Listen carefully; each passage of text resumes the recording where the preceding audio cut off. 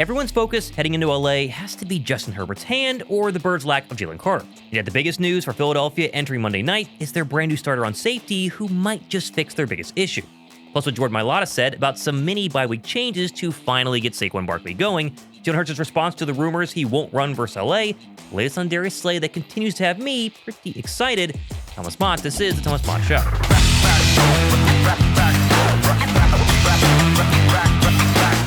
Twice this season, Philadelphia suffered back-to-back ugly losses, where the offense sputtered while the defense looked out of character for quarters or even the entire game. And yet the first time this losing streak happened, Philadelphia bounced back with a solid road win against a then-strong opponent to kickstart a brand new 4-game winning streak of their own. And now, with Dallas floundering and the rest of the NFC in flux, Philadelphia's road matchup in LA has a lot riding on it. And the news just before kickoff, it's already changing in favor of the Birds. First, though, the winner of the Birds Apparel hoodie giveaway, the one you see on my body right here, love this thing, is at the end of today's video, so watch until the end to see if you won. Although, if you drop a like on today's video and also comment your score prediction down below, and we get 70,000 views on this video, I'll personally give away another one of these bad boys. So, score predictions down below, let's see what happens. Oh, and if you don't win the hoodie, the promo code to get the free pom-pom hat with a purchase over $100, it's still live until midnight tonight. Use the details down in my description box and grab yours today. Now, quickly, let's start with Darius because all week long we've been holding our breath to see if he could actually force his way to Philadelphia. And as of right now, he hasn't, but it seems like he's trying. As he went on the Speakeasy podcast a couple of days ago and explained at this point in his career, at 34, moving to Buffalo, it's just not something he wants to do. The thing is with that is just that the fact that I just got out of Pittsburgh. I don't feel like packing up, moving again. I'm like, bro, I'm 13 years in, like, I done did it. Now, they would have caught me about 28, 29. Yeah. I might, you know what I'm saying? I was like, okay. You know what I'm saying? Because that's a top organization, man. They got a lot of great things going. They be winning. They go to the playoff. They got a franchise quarterback. So it wasn't a bad fit. They just caught me at a bad time. Darius has a kid graduating high school, 18 years old. And so obviously not wanting to pick his family up and move, it's an excuse that makes sense, although technically the season's almost over. He himself could move there, leave the family. I don't know. I think it's very simple. He wants to be in Philadelphia. He wants to play for the Eagles, and it's not the Eagles, it's going to be nobody. If the Philadelphia Eagles would have claimed you, would you have been there today? Don't lie to me, Slay. You can lie to them. Don't lie to me. Oh, man. We don't know, man. We'll see, though. We don't know. It's crazy. Stop. Slay, you do not lie in the Speakeasy. However, things technically did come to a little bit of a problem for Philadelphia on Friday evening as the Bills placed Slay on the reserve/did not report list, which technically means Buffalo controls his rights for the time being. Although, really, this is not a surprise. It was the likely next move for Buffalo to try to get him to actually show up, as right now, he's still a Bill, he can't go anywhere, and yet he does not count against their 53-man roster. So, Slay has 3 options. A, continue to wait, hold out, and hope Buffalo eventually waives him, which is definitely a possibility, report to Buffalo, or simply retire. All are still on the table. A lot's going to happen next week, so go ahead and stay tuned. Now, back to the game, and first with injuries, and Philadelphia's practices this week, guess what? The Birds are actually extremely healthy entering this one, as all their limited participants earlier this week, including Jalen Phillips' concussion, are cleared and ready to roll. And yet the big loss, as we all know, it's going to be Jalen Carter, which means Moro Jomo and Bryce Young are the 2 big names to watch going into Monday night. They must step up in a major way, and both know it. I think that you try your best. I think that we've got a defense of a lot of guys that want opportunity and want to play hard. And, I think we're just excited to have that opportunity. Obviously a little sad for Jalen not to be there, but, I think he should get right and get his body feeling as good as possible. And we're going to be ready when he comes back. I mean, obviously he's a great player, one of the best in the league, but everybody believes in everybody in the group, and there's going to be different players that have to step up. I'll be one of them, and we might have other guys that have to come along too. Philadelphia's 2 games without Jalen Carter this year includes Dallas going for 119 on the ground, and then the Giants going for the big one, a $172 without JC.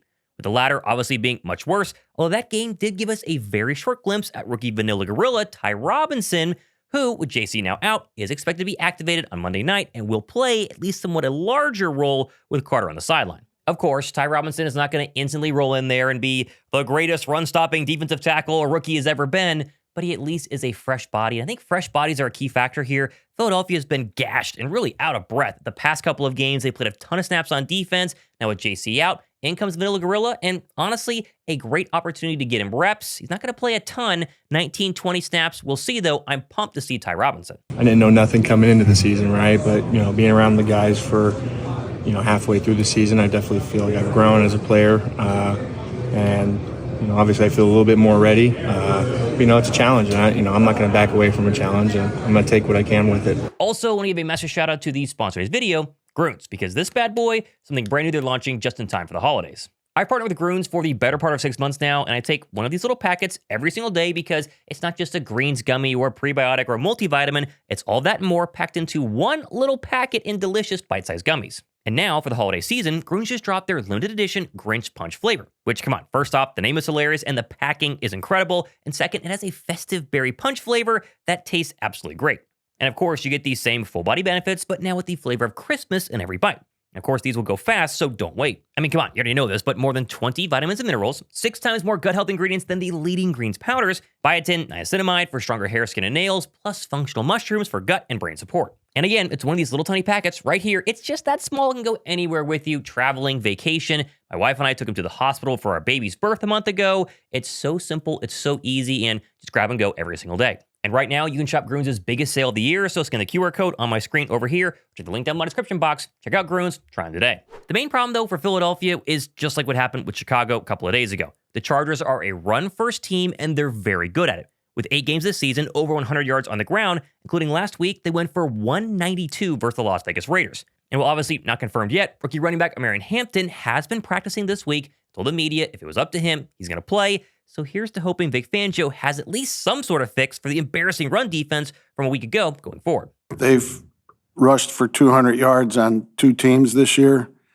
Greg's always done a good job running the ball schematically. They have big tight end, big fullback, pretty big O-line, good backs. They run it very, very good. One fix I personally think has happened and will happen, and I'm very curious to see how it looks, will be the brand new starting safety allegedly on Monday night in Marcus Epps, who by no means is a savior, but there's a real argument his abilities in the box against the run are far greater than Sidney Brown. I mean, both like to fly around and hit you, both are very physical, but Brown is usually completely out of control. That's his main problem, causing a ton of missed tackles. We saw that in the Bear game. Maybe Epps getting the start can at least mitigate that, and we'll see. But it at least does sound like he's going to run with the ones. He will be the starter versus LA. He's just a great teammate, I think. Getting to know him. He's been really good to be around. Veteran, obviously, understands the game really well, and I'm happy he's here. He's taught me a lot. I've learned a lot from him. He's always been involved. Even when he's been out on the sidelines during games, helping out Drew or helping out Sid, whoever it was that was in while he was out. Even myself. So really great communicator on the field. Uses great communication when he's out there. And he's just been great ever since he got here. I do think Philadelphia's defense is going to play well on Monday night. Marcus Epps, Sidney Brown, Ty Robinson, regardless, because Vic Fangio's defenses this season, they've not had back-to-back really bad games. And really the Cowboy game, it wasn't terrible until the fourth quarter, but the Bear game was awful. They usually bounce back. They did hold the Packers and Lions to very low-scoring days. I think they're going to be just fine. Plus, the big elephant in the room, Justin Herbert's left hand, which I'll be honest, I actually have no clue if Justin Herbert is going to play or not, at least as of filming here on a Saturday morning. I think he's going to play, but it seems like at this point, the Chargers are not quite sure. Clearly, he's trying. I mean, right here, you see him throwing at practice. That's a good sign the past 2 days. But then you see the cast on that surgically repaired left hand. It's a pretty big one, and I went, that's interesting. It's also been reported that Justin Herbert is not going to be able to receive any sort of pain injections for the hand due to it actually being a hand in the surgery. I'm not a doctor. That was the report, which means pain tolerance, swelling are the 2 big factors here. And if they don't go down by Monday night, there's still a chance he doesn't play. Plus, if he does play, Philadelphia obviously knows the injury is there, obviously knows pain and stability are a big thing. As Morris almost said, they're not going to take it lightly. They're going to attack that left hand in a fair way, but in a football way. Yeah, I mean, I think it changes up the run dynamic, the way that he has to hold the ball. And, I think, anything that helps us get an extra second, right? So I think him having to hold the ball differently probably makes him hold it for a little bit. And it's to our advantage, I hope. And then, of course, the real issue, handing off under center. We talked about this all week long. Can Justin Herbert do it with the cast, or are they going to be sitting back and pistol and shotgun and running their offense that way the entire day? It's going to be interesting. Time obviously will tell. Trey Lance is the backup. They've been prepping him all week long. We're going to find out most likely as we get through the weekend, maybe even Monday before the game. I think he plays. There might still be some surprises, but we'll see. Now, of course, Justin Herbert aside, Jalen Carter aside, Darius Slay aside, none of this matters if Philadelphia's offense does not figure itself out. If Philadelphia's offense goes into Monday night against a good Charger defense, it's not an elite Charger defense, and lays an egg once again, everyone's going to abandon ship. However, if they play even 50% better than they did versus the Bears, they're going to win this football game, and a lot of people are going to buy back in. And of course, it starts with making some changes, and while Philadelphia will not tell us what exactly they worked on in practice, it does sound like the mini bye week the past couple of days was a time of reflection and hopefully some moves to make this offense start moving. We've got ways that we can improve, obviously. I'm seeing how we, seeing our efficiency and seeing some of the things that we pride ourselves in and we're just not doing as well. And so I think this bye week this time off, was a great time for everybody to reflect and hold and keep their eyes on the prize and what we want to do. What kind of changes will the offensive genius Kevin Patullo actually pull out? I have no idea, nor do I have a bunch of faith in his abilities, but I did like Jordan Mailata when he let slip this little tiny interview clip from WIP where he said they're implementing some running changes this week to hopefully get Saquon Barkley going. To be honest, as boring as this sounds, it's the same story every week. We are one block away. Got some new stuff in this week, but hopefully we can execute up front. That's all. It's where it starts and that's where it ends. If we execute up front, take care of everything else. How important has Saquon been, keeping everything on the right track, the positive attitude? He's got the best energy, man. Best energy, best juice, best vibes. Just so positive. Even when it's raining, he's always positive. He's got the umbrella out for everybody, and I think it's such a special teammate he is, and gotta love him, man. Worth remembering, Saquon Barkley did set the Eagles' single-game rushing record on this field last season, of course against the other LA team, but still, maybe he likes this stadium.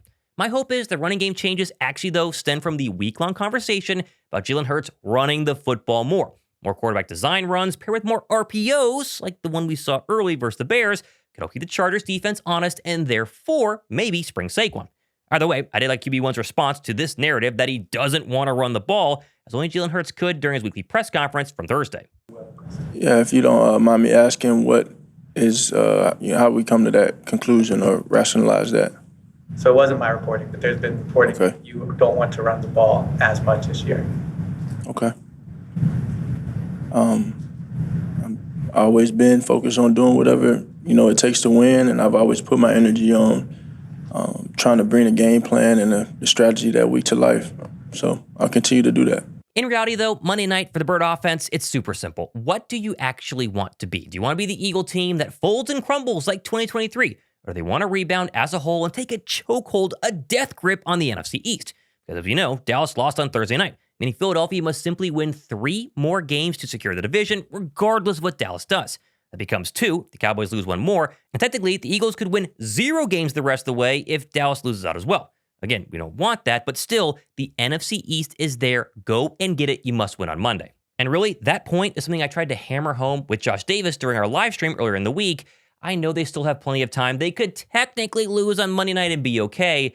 No one's going to believe in them after Monday night if they lose. They must win this one, and they must look good doing it. But let's just be real here. For morale in Philadelphia, everybody outside the NovaCare complex, and maybe inside as well, they have to win on Monday night. There's absolutely no scenario where they lose on Monday night, and there's anybody still buying into this football team, especially if the offense keeps looking as bad as it does. And the problem that we have, Josh, it's getting worse. Like, we forget that it was really good in the second half versus the Los Angeles Rams. It was really good in that first half versus the Denver Broncos. It was fantastic for most of the game against the Vikings. All the game against the Giants, it was bad basically the entire night, except for 1 or 2 drives versus the Chicago Bears. And the Bears defense is not good.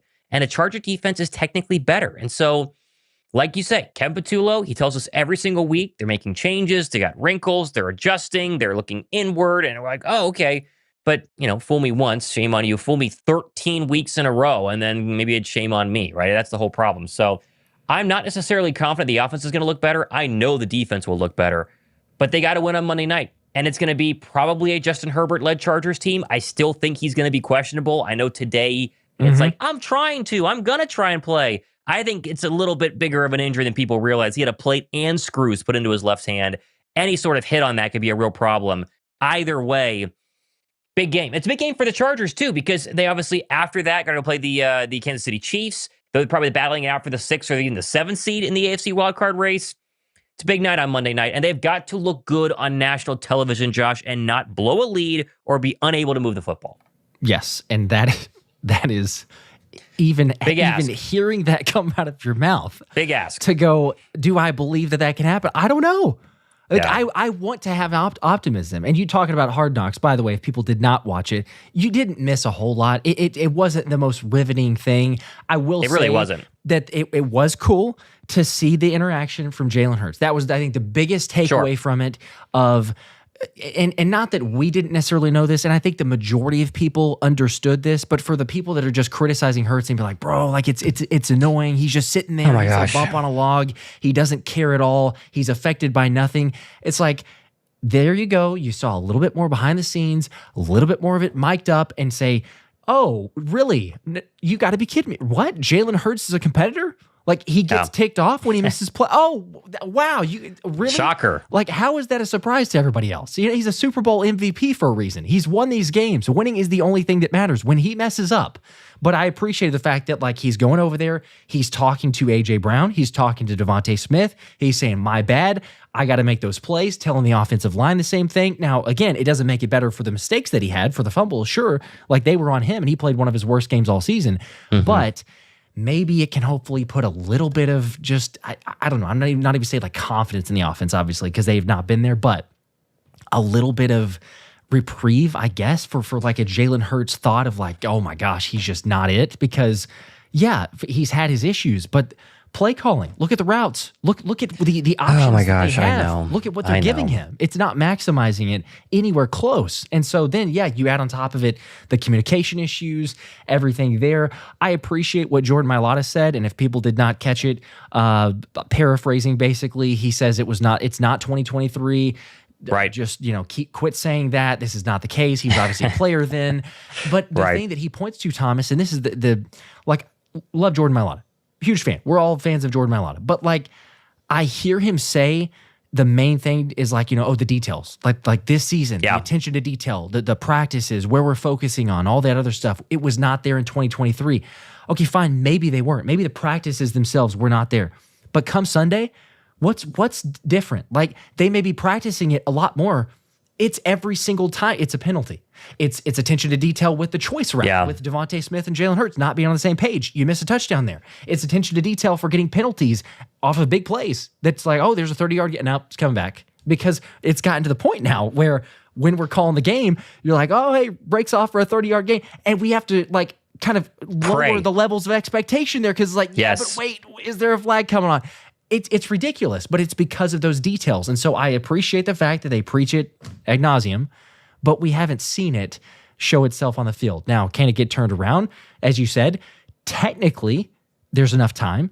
Technically, they could do it. But as we've said, I think they've got to show it to us and not just say it.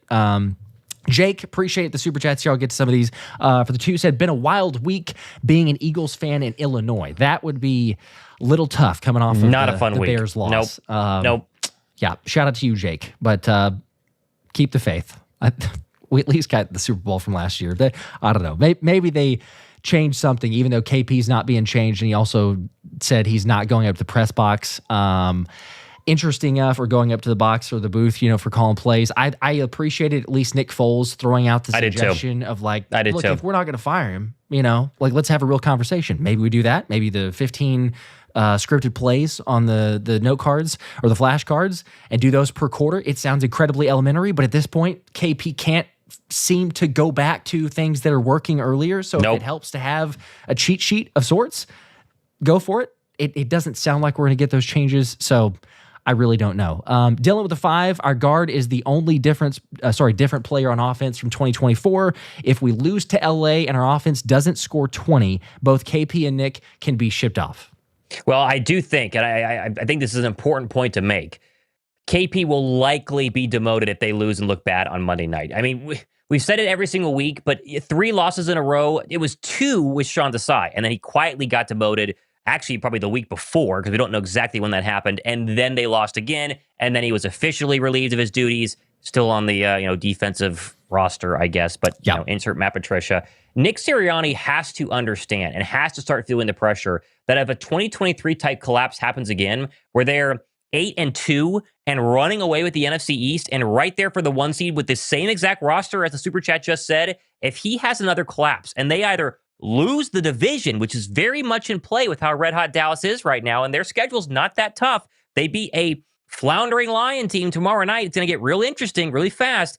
Then Nick Sirianni starts feeling the breath on the back of his neck, and it's like, okay, you know, I got to do something. And that something will be Ken Patullo, because he's got to save his own butt first, axe his guy Ken Patullo, and that nothing changes, then maybe, just maybe, it could happen with Nick Sirianni towards the end of the season if it goes really dark. So I do think that this truly, after saying it for weeks now, is Kevin Patullo's final straw, because you can't lose this one. Because if they lose this one and Dallas wins on Thursday night, it gets a lot trickier to go ahead and make sure they wrap up the division, because then they have to win 4 of their last 4 to guarantee that even a Cowboy undefeated on their last 4 does not beat them for the NFC East. So I think that this would probably be it. Now, of course, plenty more stuff happening the next couple of days and weeks, including our live stream on Monday night. Be sure to go ahead and subscribe and tune in. We have a bunch of fun during those broadcasts. And, as usual, the randomly selected subscriber who commented, "Go Birds," the past couple of days to win one of these bad boys, the Eagles hoodies, the retro hand-stitched hoodie I love. I'll link them down below if you want to pick one up, by the way. That was at JFF7564. So, right below my description box, send me an email, prove it's you, address, size, color. We'll get it sent out to you guys. But we'll give another one away if this one gets to 70,000 views this video. So stay tuned for my Tuesday show. We'll see what happens on Monday night. Hopefully they're going to be okay. I have faith, but I also don't have a lot of faith. I don't know. We'll see. I'm Thomas Mott, though. This has been the Thomas Mott Show.